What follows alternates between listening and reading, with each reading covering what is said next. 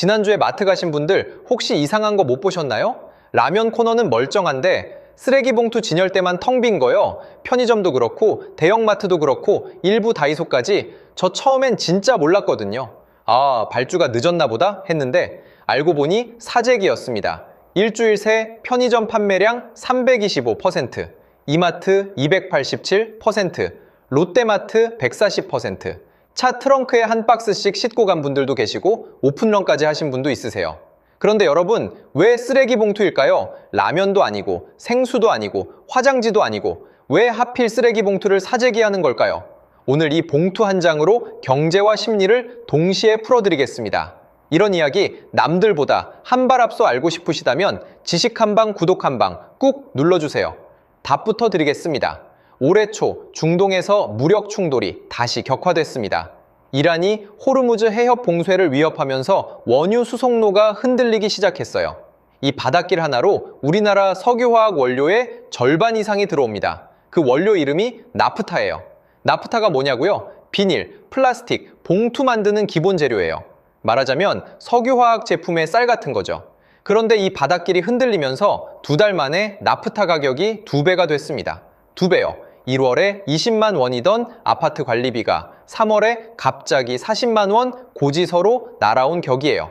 자, 그러면 이런 의문이 드실 겁니다. 나프타로 만드는 게 봉투만 있는 게 아니잖아요. 라면 봉지도 생수병도 배달 용기도 다 나프타 제품인데 왜 하필 사람들은 쓰레기 봉투를 쌓아간 걸까요?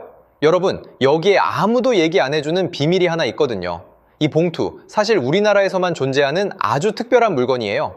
어떤 점이 특별하냐고요? 이 봉투, 안 쓰면 과태료 100만 원입니다. 그렇습니다. 쓰레기 봉투는 선택이 아니에요. 우리나라는 1995년부터 종량제 봉투 제도를 시행하고 있거든요. 이 봉투에 담지 않으면 쓰레기 자체를 내놓을 수가 없어요. 걸리면 과태료 최대 100만 원.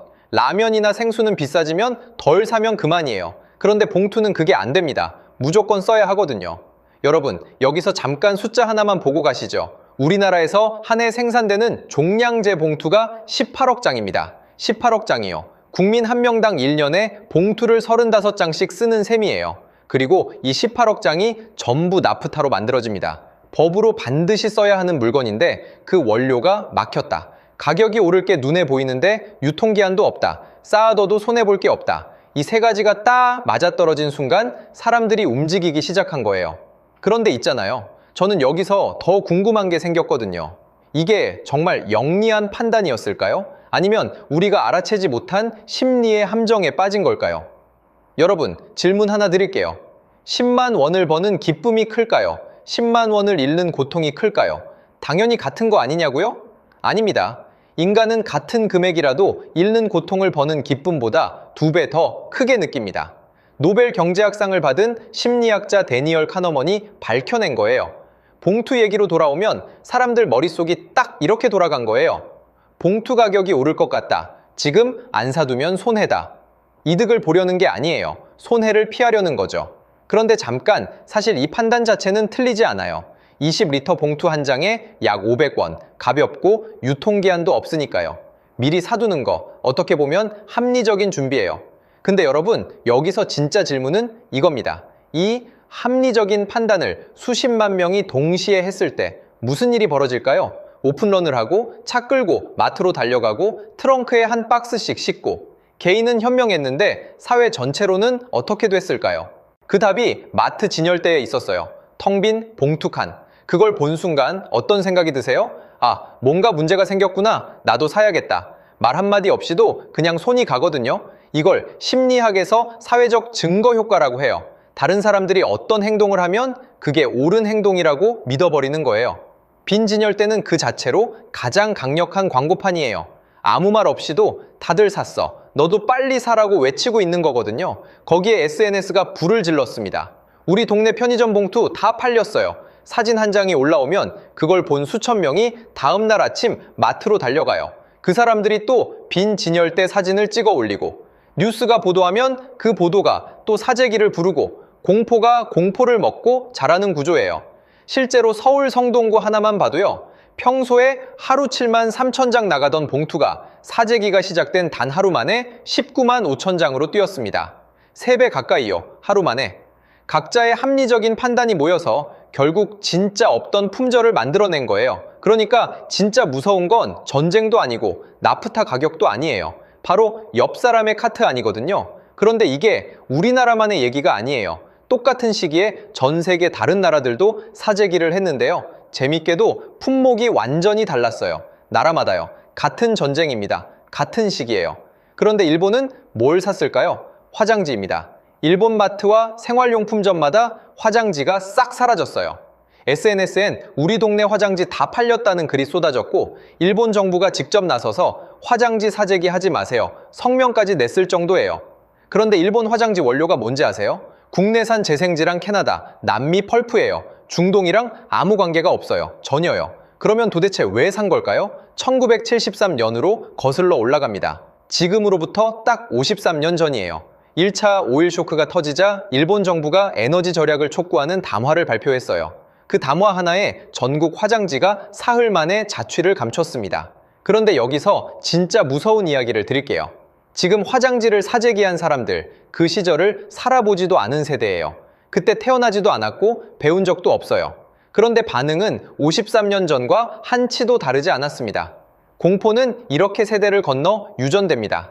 마치 DNA처럼요. 경험하지 않아도 기억하지 않아도 위기가 오면 몸이 먼저 반응하는 거예요. 인도는 어떻게 했을까요? 가스통을 샀어요. 가스통이 없으면 인덕션을, 인덕션도 없으면 아예 장작을, 요리 수단을 통째로 사재기한 거예요. 오늘 저녁 밥을 못 지을 수도 있다는 공포, 그게 거기 있었던 거죠. 태국이랑 방글라데시는요, 주유소 앞에 차들이 수십 킬로씩 줄을 섰어요. 기름이 없으면 아무 데도 못 간다는 공포였던 거고요. 자, 이제 보이시죠? 한국은 봉투, 일본은 화장지, 인도는 가스통, 태국은 기름. 품목은 달라도 심리는 하나예요.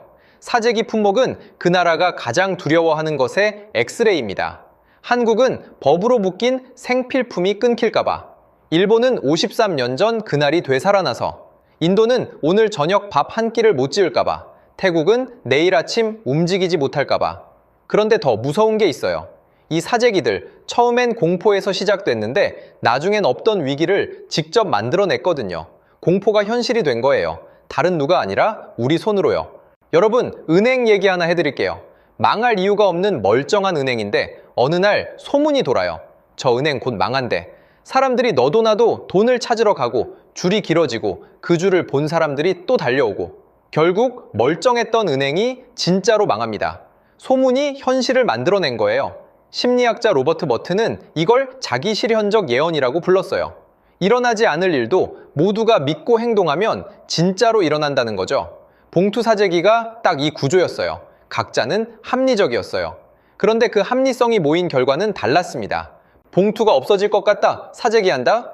진짜 품절된다. 더 많은 사람이 달려온다. 없던 위기를 우리가 직접 만든 거예요. 실제로 서울 시내 한 구청이 봉투 제조업체 4곳에 하반기 물량을 발주했는데 3곳이 납품을 못하겠다고 통보했어요. 원료값이 너무 올라서 만들수록 손해라는 거였어요. 없던 공급 위기가 사재기 때문에 진짜 위기가 된 거예요. 그런데 우리 이런 거 처음이 아니거든요. 2020년 코로나 마스크 대란 기억하세요? 마스크가 없어질 것 같다는 공포 하나에 하루아침에 전국 마스크가 사라졌고 정부가 오부제까지 만들었잖아요. 더 거슬러 올라가면 1973년 오일 쇼크 때 우리나라에서도 라면이랑 설탕이 사라졌어요. 지금 일본이 화장지를 사재기하는 것처럼 그때 우리도 똑같이 쌓아뒀던 거예요. 위기 때마다 우리는 무언가를 쌓아왔어요. 품목만 바뀌었을 뿐 구조는 한 번도 바뀐 적이 없습니다. 그럼 이 사재기 그냥 나쁜 것일까요? 사실 저도 이 부분에서 한참 고민했거든요. 솔직하게 말씀드릴게요. 꼭 그렇지만은 않아요. 코로나 당시 미국 보건당국도 이런 말을 했거든요.